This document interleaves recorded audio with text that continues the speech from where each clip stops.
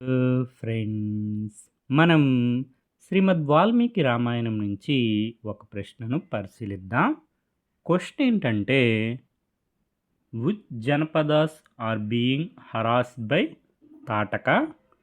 తాటక చేత బాధించబడుతున్న జనపదాలు ఏవి అని ప్రశ్న అడుగుతున్నారు. ఆప్షన్స్ వచ్చి అంగ, మగధ, మలద, కరుష, కోశల, కురు, అవంతి, అశ్మక. సమాధానం మలద, కరుష.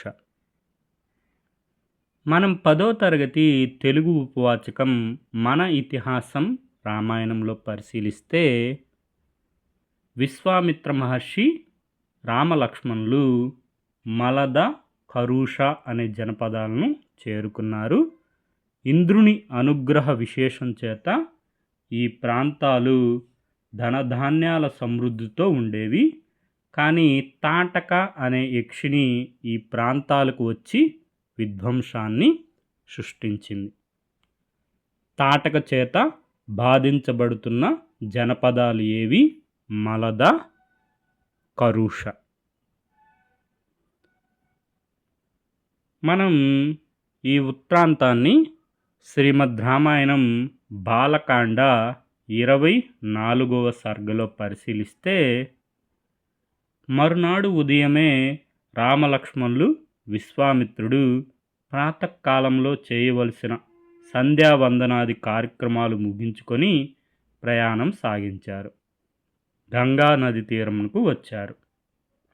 అక్కడ ఉన్న మునులు విశ్వామిత్రుడు, రామలక్ష్మణులు నదిని దాటడానికి ఒక నావను తీసుకొని వచ్చారు. విశ్వామిత్రుడు, రామలక్ష్మణులు ఆ నావను ఎక్కి గంగా నదిని దాటుతుండగా నది మధ్యలో నీరు రొద్దలగుతున్నట్టు పెద్దగా శబ్దం వచ్చింది.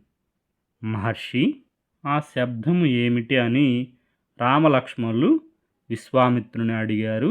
దాని గురించి విశ్వామిత్రుడు ఇలా చెప్పసాగారు. ఓ రామ, పూర్వము బ్రహ్మదేవుడు తన సంకల్ప మాత్రం చేత హిమాచలం మీద ఒక సరస్సును నిర్మించాడు. దానికి మానస సరోవరము అని పేరు. ఆ సరస్సులో నుండి ఒక నది పుట్టింది. దాని పేరు సరయూ నది. ఆ సరయూ నది అయోధ్య మీదుగా ప్రవహిస్తూ ఉన్నది. సరయూ నది మానస సరోవరం నుండి పుట్టుటచే పవిత్రమైనది. ఆ సరయూ నది ఈ ప్రదేశంలో గంగా నదిలో కలియుచున్నది. ఈ రెండు నదుల సంగమం వలనే ఈ ధ్వని పుట్టింది అని చెప్పారు విశ్వామిత్ర మహర్షి రామలక్ష్మణులతో. రామలక్ష్మణులు ఆ నదులకు భక్తితో నమస్కరించారు. తరువాత వారు గంగా నది ఆవల ఒడ్డుకు చేరుకున్నారు. త్వరగా ప్రయాణం చేస్తున్నారు. మార్గమధ్యంలో వారికి ఒక మానవ సంచారం లేని నిర్జనమైన అడవి కనపడింది. ఆ అడవి చాలా భయంకరంగా, లోపలకు పోవడానికి వీలు లేకుండా ఉంది. ఆ అడవిలో అనేక క్రూర జంతువులు సంచరిస్తున్నట్టు వాటి అరుపులు వినిపిస్తున్నాయి. ఆ వనం గురించి చెప్పమని రామలక్ష్మణులు అడిగారు. అప్పుడు విశ్వామిత్రుడు ఇలా చెప్పసాగారు. ఓ రామలక్ష్మణులారా, పూర్వము ఈ ప్రదేశంలో 2 రాజ్యములు ఉండేవి. ఇంద్రుడు వృత్రాసురుణ్ణి సంహరించాడు. దానివలన ఇంద్రునికి బ్రహ్మహత్యా పాతకము చుట్టుకుంది. ఆ పాతకము వలన ఇంద్రునికి ఆకలి వేయసాగింది. అప్పుడు దేవతలు, ఋషులు దేవేంద్రుడికి మంత్రించిన నీటితో స్నానం చేయించారు.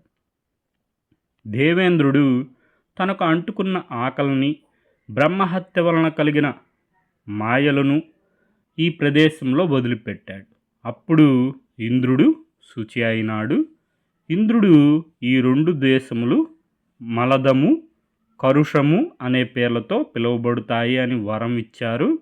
అప్పటి నుండి ఈ 2 దేశములు ధనధాన్యములతో కలకల్లాడుతున్నాయి.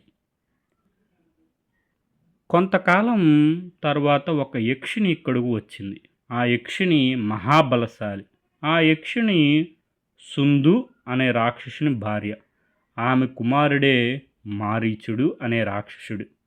మారీచుడు గొప్ప బలవంతుడు, మాయావి, ఎల్లప్పుడూ ప్రజలను బాధిస్తూ ఉండేవాడు.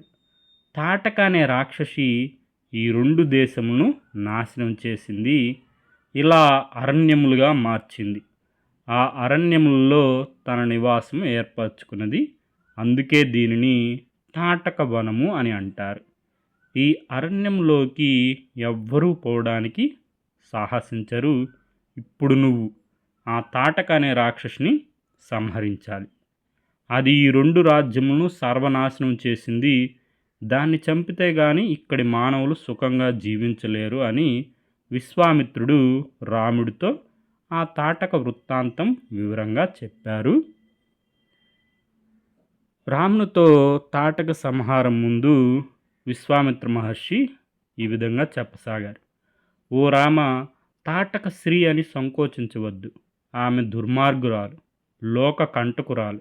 మునులను బ్రాహ్మణులను రక్షించుటకు ఆమెను సంహరించు. ఈమెకు ఉన్న వరములు శాపముల వలన ఈమెను నువ్వు తప్ప వేరెవ్వరూ సంహరించలేరు. లోకము యొక్క హితము కోరి రాజు స్త్రీ పురుష భేదము లేకుండా ఎవరినైనా సంహరించవచ్చును. రాజు ప్రజలను రక్షించడానికి చేసే పని పాపం అయినా సరే రాజుకు ఆ పాపం అంటదు. ఇది రాజ్య పాలనలో ముఖ్య సూత్రము. ధర్మానికి విరుద్ధంగా ప్రజలకు కంటకంగా పరిణమించిన తాటకను సంహరించడం పాపం కాదు. పూర్వము విరోచనుని కుమార్తె భూదేవుని చంపబోయింది.